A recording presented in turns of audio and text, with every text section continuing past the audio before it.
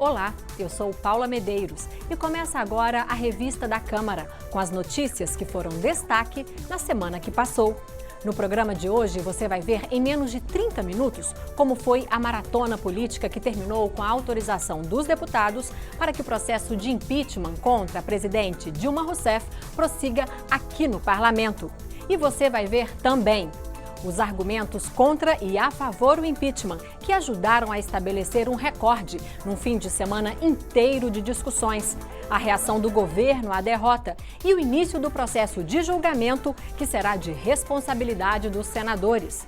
Os bastidores, as curiosidades, as imagens que marcaram a sessão histórica de domingo, 17 de abril.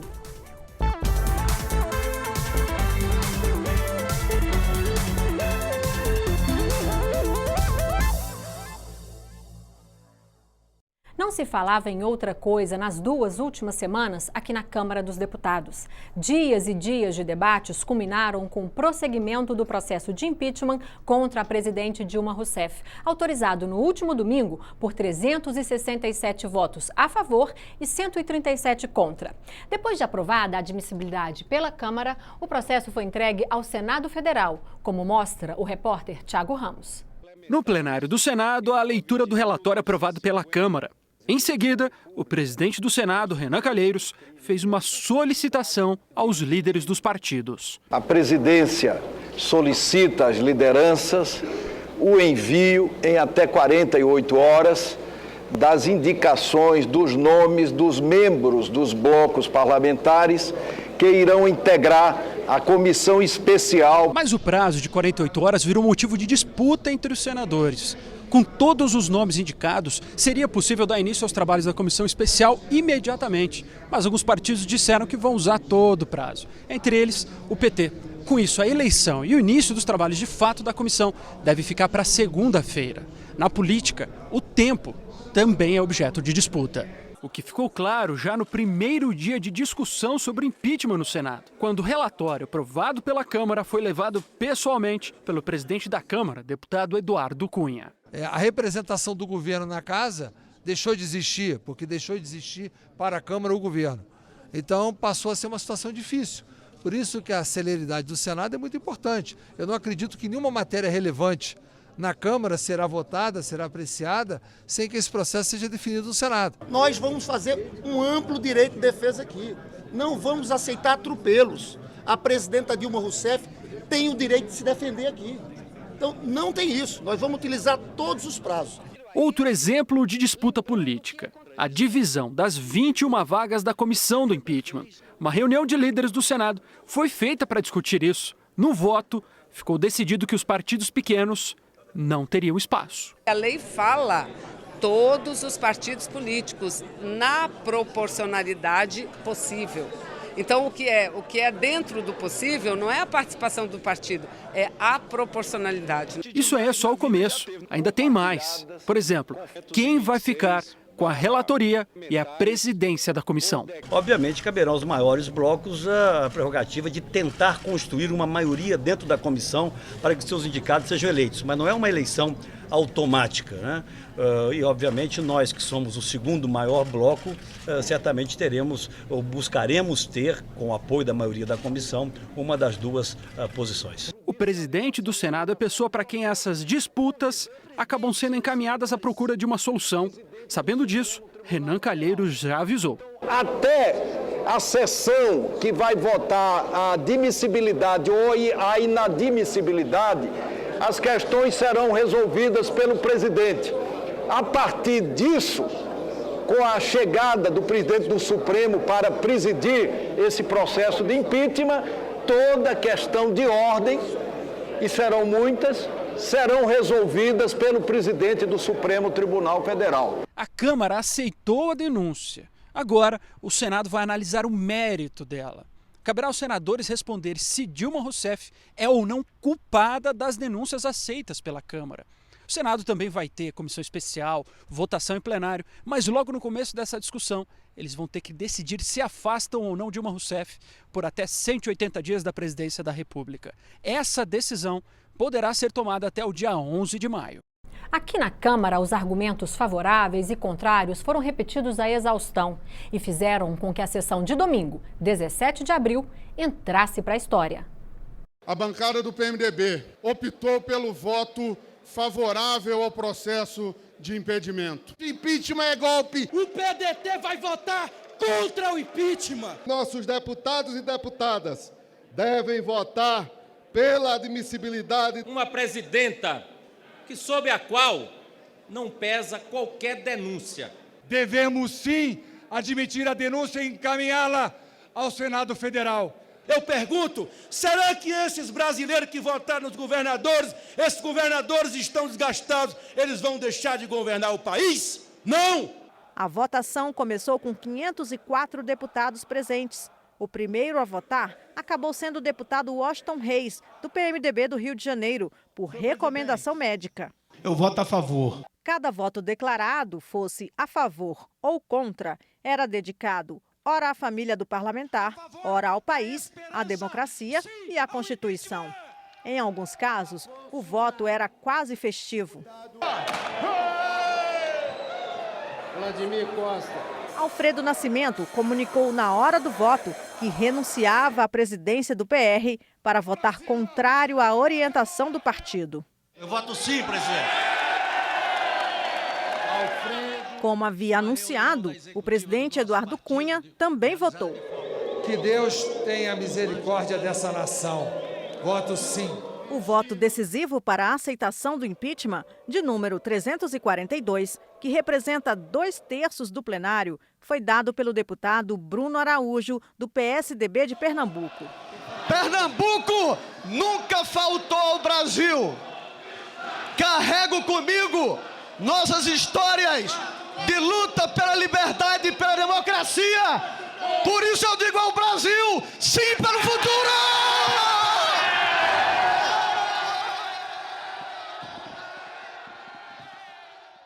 A minha voz saiu o grito de dezenas de milhões de brasileiros que estavam aguardando com muita expectativa esse momento. O placar final mostrou 367 votos favoráveis ao impeachment, 137 contrários e 7 abstenções. 511 deputados votaram. 2 deputados faltaram à sessão.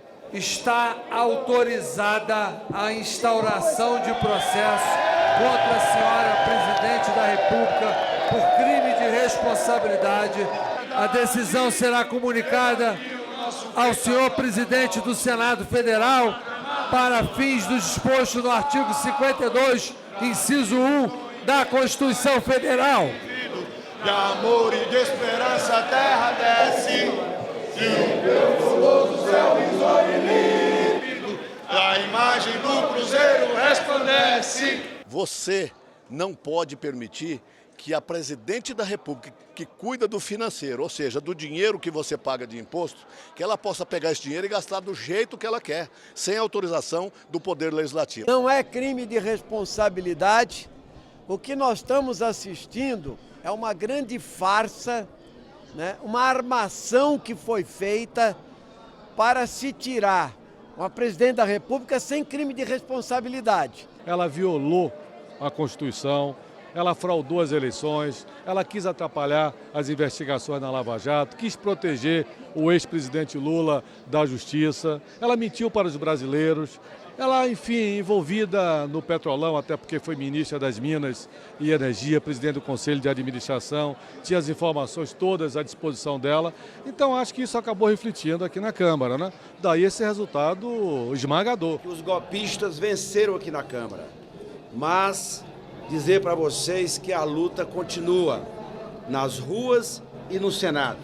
Nós vamos fazer um processo de mobilização social grande, dialogar com o Senado e o Senado pode corrigir essa ação dos golpistas que foram capitaneadas por aqueles que não têm autoridade moral para falar em ética. A presidente Dilma Rousseff se manifestou um dia após a votação e disse que se sentiu indignada e injustiçada com a decisão dos deputados. Para tentar reverter a decisão da Câmara, o governo pode acionar o judiciário. Não há crime de responsabilidade.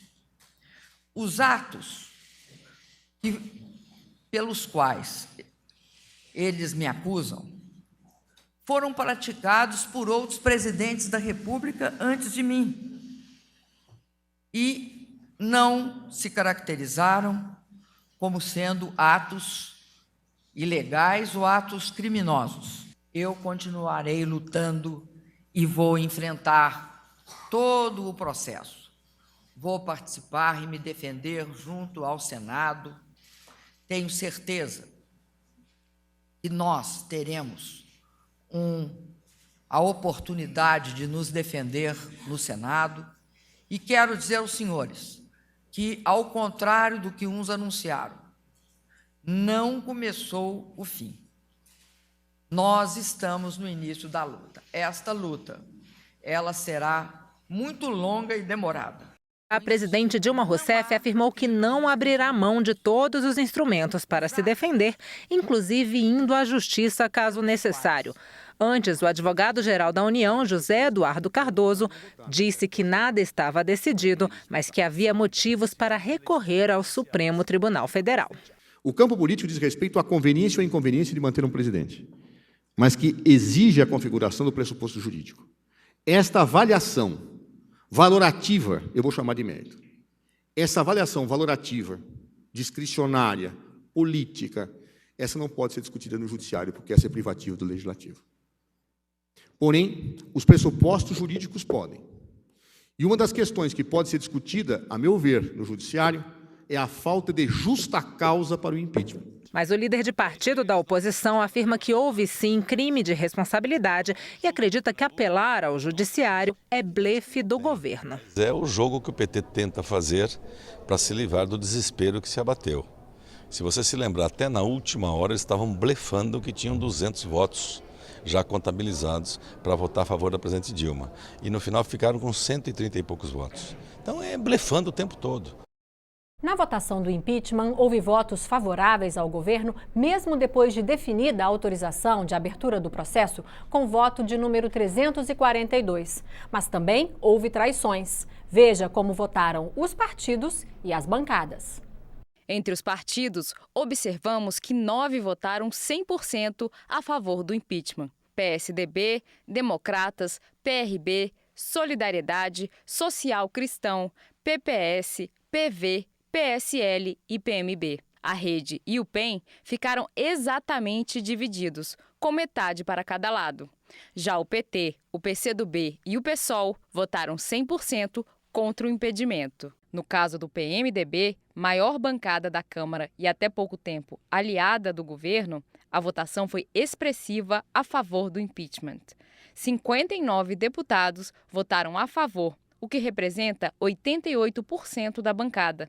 Apenas 7 votaram contra, o que equivale a 10,5%. E houve uma única ausência, que significa 1,5%. Entre os estados, observamos que Amazonas e Rondônia votaram 100% a favor. Goiás, Santa Catarina, Distrito Federal, Rio Grande do Norte, Roraima, Paraná e São Paulo tiveram mais de 80% de votos a favor. Piauí e Acre ficaram divididos meio a meio. Já Ceará, Bahia e Amapá tiveram mais de 50% de votos contra. Os deputados Jorge Sola e Lúcio Vieira Lima, adversários na Bahia, comentaram que consideram ter influenciado na configuração final do resultado, na Bahia, majoritariamente contra o impedimento da presidente. A Bahia, por exemplo, é um estado que foi muito beneficiado, sim. Nós só tínhamos uma única universidade federal. Hoje nós temos várias. Nós só tínhamos uma única escola técnica, hoje temos mais de 4 dezenas. Então, investimentos em educação foram muito importantes. O fato do governador do estado lá ser do PT e ter usado a máquina pública com muita competência, ameaçando parlamentares de tomar cargos, etc. E você sabe que os parlamentares são muito sensíveis nas questões dos estados, porque é lá que eles fazem a eleição deles, então autoridades de municípios, etc. Foi isso aí, apenas isso. O presidente da Comissão Especial do Impeachment explicou sua posição. No meu caso, por exemplo, o que me convenceu pela admissibilidade foi o assunto, eu ter estudado o assunto. Independente do que pensa, obviamente, algum tipo de eleitor, enfim, mas eu tinha, por obrigação até, na presidência da comissão, tinha que estudar e realmente deliberar da forma jurídica do meu convencimento. Já o deputado Chico Alencar criticou as barganhas por votos. De um lado, o Alvorada, num cofre combalido e talvez com pouca tinta na sua caneta de nomeações. De outro lado, o Jaburu, Palácio do Vice-Presidente, que teve uma romaria, deve estar tendo ainda, intensa, já numa perspectiva de um governo futuro, o que é algo também deplorável. Isso revela que o modo de fazer política no Brasil continua muito precário, muito pouco republicano. E os diretórios nacionais do PDT e do PP estão punindo os deputados que votaram contra a orientação do partido a respeito do impeachment da presidente Dilma Rousseff.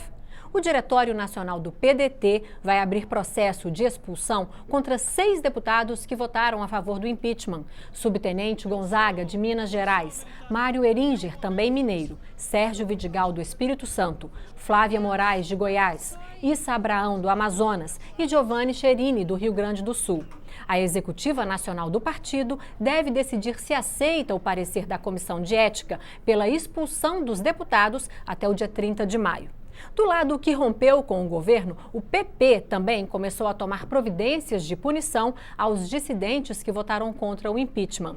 Dos 45 deputados que integram a bancada, 4 votaram a favor do governo. Segundo informações da liderança do partido, o deputado Beto Salame, do Pará, já foi afastado do comando do diretório estadual. E o vice-presidente da Câmara, Valdir Maranhão, destituído da presidência do diretório estadual da Legenda, no Maranhão. E você vai ver daqui a pouco na Revista da Câmara. Uma reportagem especial mostra como foi a evolução do pedido de impeachment aqui na Câmara. É só um instante.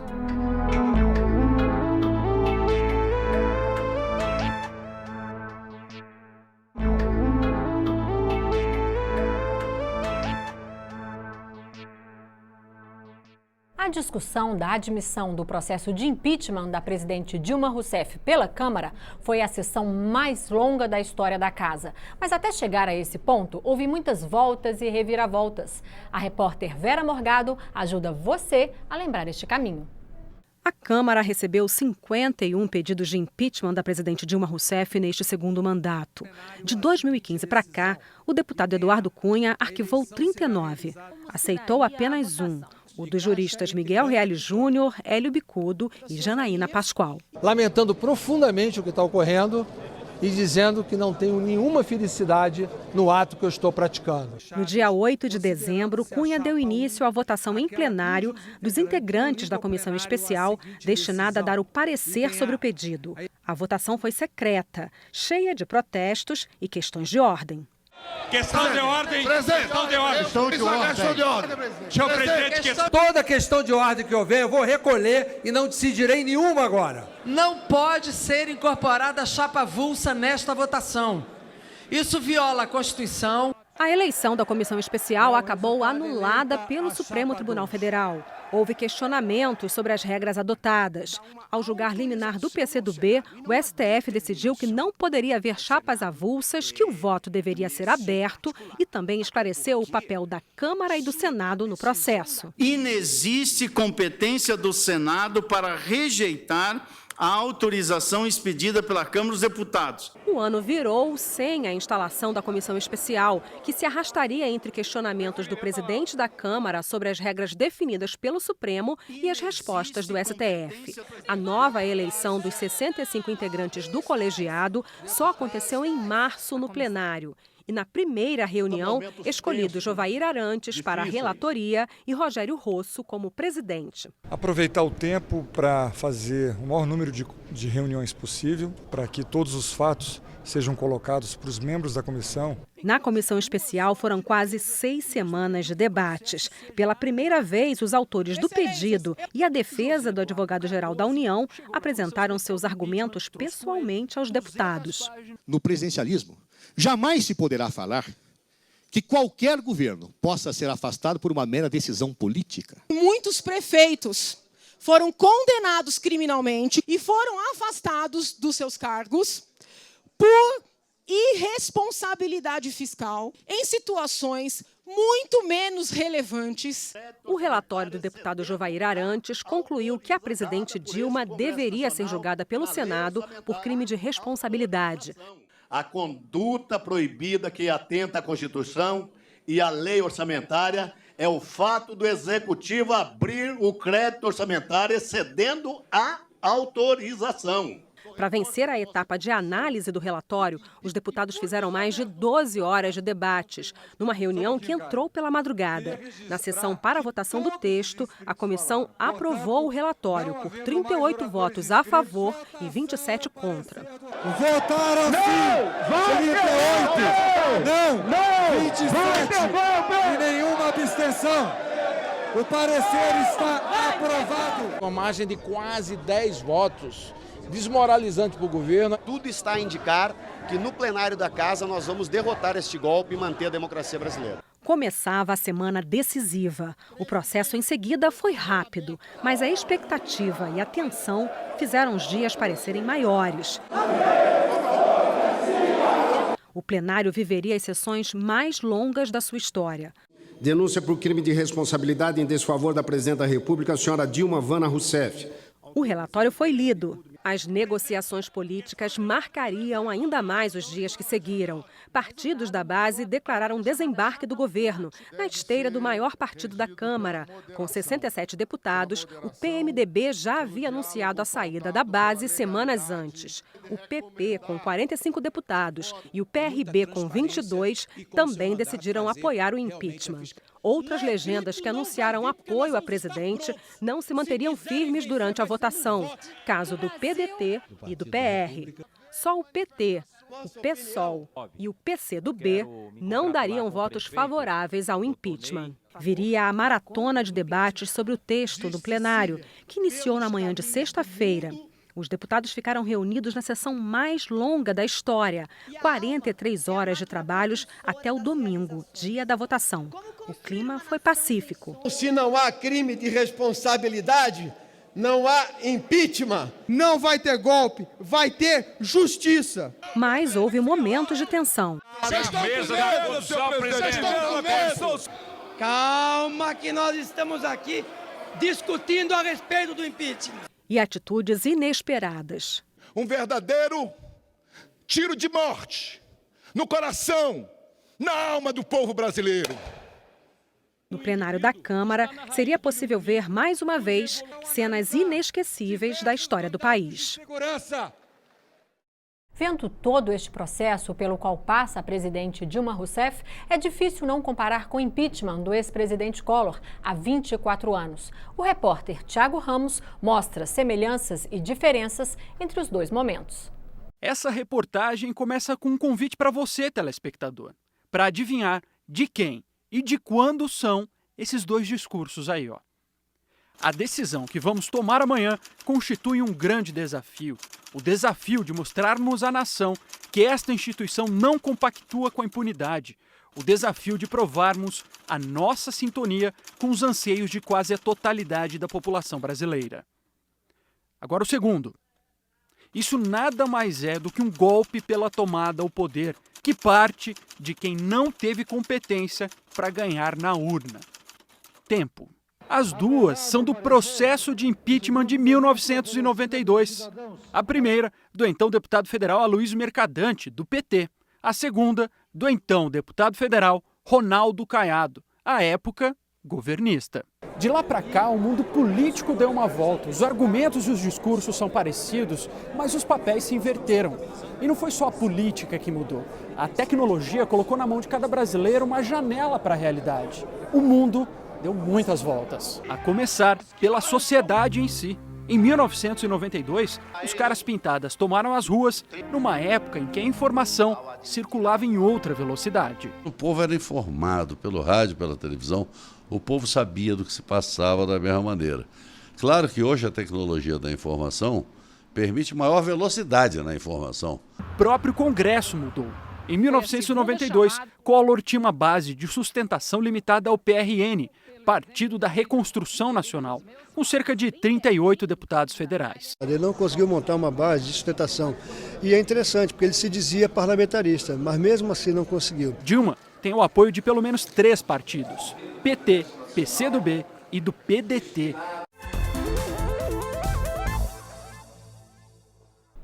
Cansaço, alegria, tristeza. E aqui em Brasília teve também muro, manifestação, quebra de recorde. Na votação do impeachment, elementos diversos se misturaram nas dependências da Câmara, pela esplanada dos ministérios, pelo Brasil afora. O repórter Marcelo Westphalen acompanhou os bastidores de todo este processo e mostra para você. Foi uma maratona de quase 50 horas entre debates e a votação no plenário da Câmara. A cobertura do processo mobilizou mais de 200 veículos de comunicação, vindos de 21 países diferentes. Mais de 800 jornalistas se acotovelaram por uma entrevista, uma imagem, um furo de reportagem. Para organizar tanta gente, a Câmara teve que convocar mais efetivo da Polícia Legislativa. Do lado de fora, a segurança também ficou reforçada e uma cerca de metal para evitar possíveis confrontos entre manifestantes foi destaque no gramado de um dos mais bonitos cartões postais do país. Mais de 100 mil pessoas vieram até a esplanada dos ministérios, mas o número esperado era bem maior, cerca de 500 mil. Talvez o baixo número de presentes seja explicado pelo medo da violência, que acabou não se confirmando. As manifestações foram pacíficas e as forças policiais, que contavam com cerca de 4 mil homens, deram conta do recado. No fim, o pedido de impeachment da presidente Dilma Rousseff foi aprovado no plenário por 367 deputados contra 137. Sim, para o futuro!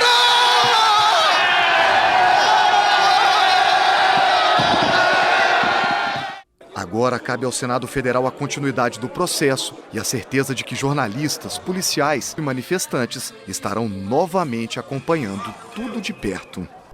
E é isso. Você pode rever a revista da Câmara na nossa programação e também pela internet. O endereço é noticias.câmara.leg.br.